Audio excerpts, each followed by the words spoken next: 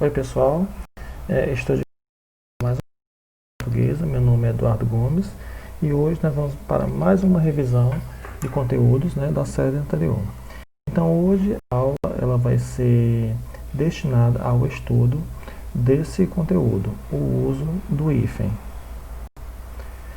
Então primeiramente é sempre bom a gente conceituar o assunto de forma geral. Então o que é o hífen? O hífen é um sinal gráfico cujas funções estão associadas a uma infinidade de ocorrências linguísticas.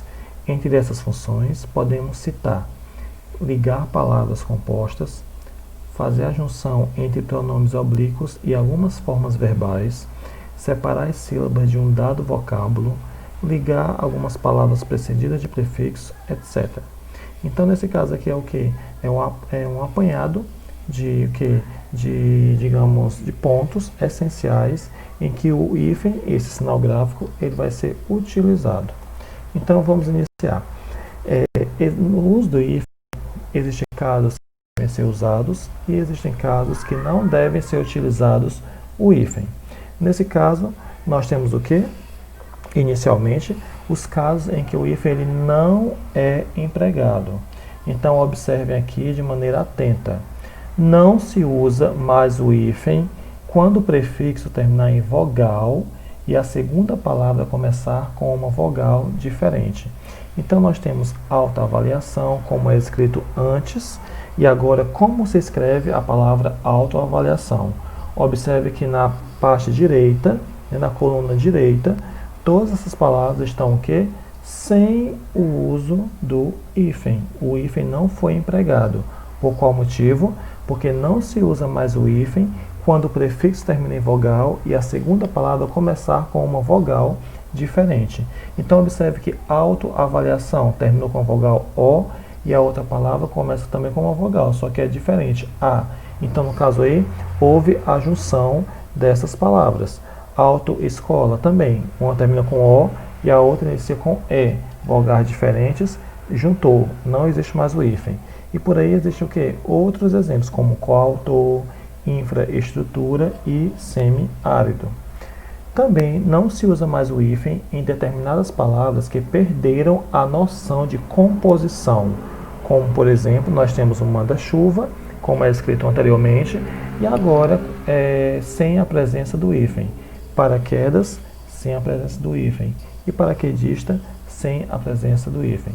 É claro que existem outros exemplos. Esse aqui é apenas o que para ilustrar, para mostrar a vocês que nós não utilizamos mais o hífen em determinadas palavras que perderam a noção de que? De composição. Nesse caso aqui, nós temos o que? Os casos nos quais constatamos a presença. Aqui já vai ser diferente, vai haver o que? A presença do hífen. Então, primeiro ponto. O hífen passa a ser usado quando o prefixo termina em vogal e a segunda palavra começa com a mesma vogal. Observem que aqui, anteriormente, o que ocorreu? O prefixo, que é auto, co, infra, semi, esses são os prefixos também, eles terminam em vogal, não é verdade? Porém, a outra palavra inicia com uma vogal diferente do término do prefixo. Então, houve o que? A junção. Nesse caso aqui, o que vai ocorrer? O hífen ele passa a ser usado quando o prefixo termina em vogal e a segunda palavra começa com a mesma vogal. Então, nesse caso aqui, é utilizado o hífen.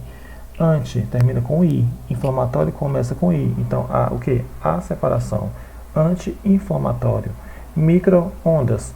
Termina em O, ônibus começa em O. Separa.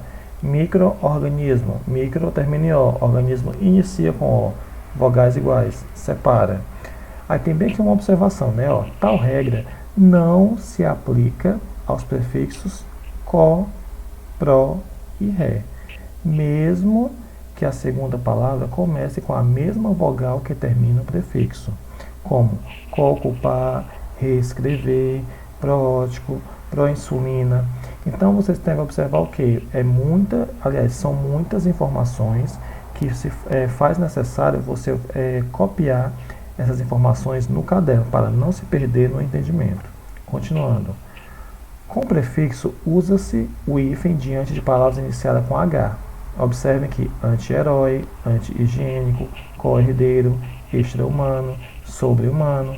Então observem aqui, usou o hífen diante de palavras iniciadas com H. Herói, higiênico, herdeiro, humano, são todas iniciadas com H. Utilizamos o hífen também quando o prefixo terminar em consoante e a segunda palavra começar com a mesma consoante. Subbibliotecário, interregional, superromântico. Então veja que usou o hífen porque a consoante ela se repetiu, né? No caso aí, tanto no final do prefixo quanto no início da outra palavra, como sub terminou em B, bibliotecário começa com B. Então há separação. Interregional, inter termina com R, regional começa com R. Então houve a separação e assim por diante nessa regra. Com o prefixo sub, diante de palavras iniciadas com R, usa-se o hífen como sub-reino, como sub-região, como sub-reitor. Então, o que foi observado? Usou sub e diante dessa palavra iniciada com R. Outras palavras que vieram depois iniciaram com R. Então, há a separação com a ajuda do hífen. Diante dos prefixos além, a quem, bem, ex, pós, recém, sem, vice, usa-se o hífen. Além mundo, a queimar, recém-casado, sem teto, vice-diretor. Então, todos esses daí são utilizados o que? O hífen. O hífen também ele encontra-se presente diante de advérbios mal, ou aliás, do advérbio mal, quando a segunda palavra começar por vogal ou H. Vogal ou H. Como, por exemplo, mal acabado. Mal, depois iniciou com o quê? Com uma vogal. Então, houve a presença do hífen. Mal, depois a outra palavra iniciou com H, humorado. Então, existe a presença do hífen. E mal intencionado também, porque intencionado começa com vogal. Com os prefixos circun e pan, diante de palavras iniciadas por vogal, M, N ou H, emprega-se o hífen.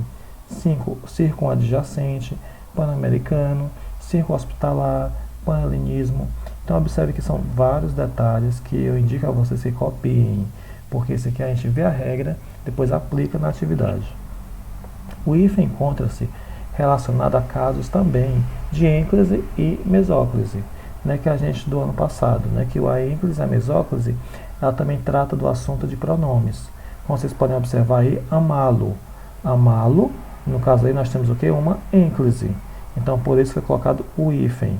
Aqui, dar-te-ei, existe uma mesóclise, né, que mesóclise só ocorre nos tempos verbais quais? Futuro do presente ou futuro do pretérito. Também usa-se o hífen mediante os sufixos de origem tupi-guarani, representados por açu, guaçu ou mirim. Capim, açu, cajá, mirim, amoré, guaçu. Então observe que são o quê? Sufixos de origem tupi-guarani. Também usa-se o hífen. E para finalizar, nós temos que fazer o quê? Uma atividade de revisão. O que é que essa atividade pede para que vocês façam? Que vocês busquem o que? Outras palavras que sofreram alterações. Pessoal, desculpe aqui o erro, né, da ortografia, mas eu estou consertando para vocês. No caso aqui foi da digitação. Então, como é isso aí? Busque outras palavras que sofreram que? Alterações quanto ao uso do hífen após o novo acordo ortográfico. Então, vocês vão encontrar na internet que depois desse novo acordo ortográfico, muitas palavras foram alteradas na maneira de se escrever. E é isso que eu peço a vocês em relação ao uso do hífen. O que deve fazer depois? Vocês devem copiar essa pergunta que está aqui, claro, de maneira correta, em seu caderno, tirar foto da atividade realizada e enviar para meu WhatsApp no momento do plantão de língua portuguesa. Então, quaisquer dúvidas, podem entrar em contato comigo neste momento do plantão, sem problema nenhum. Então, bons estudos e até a próxima.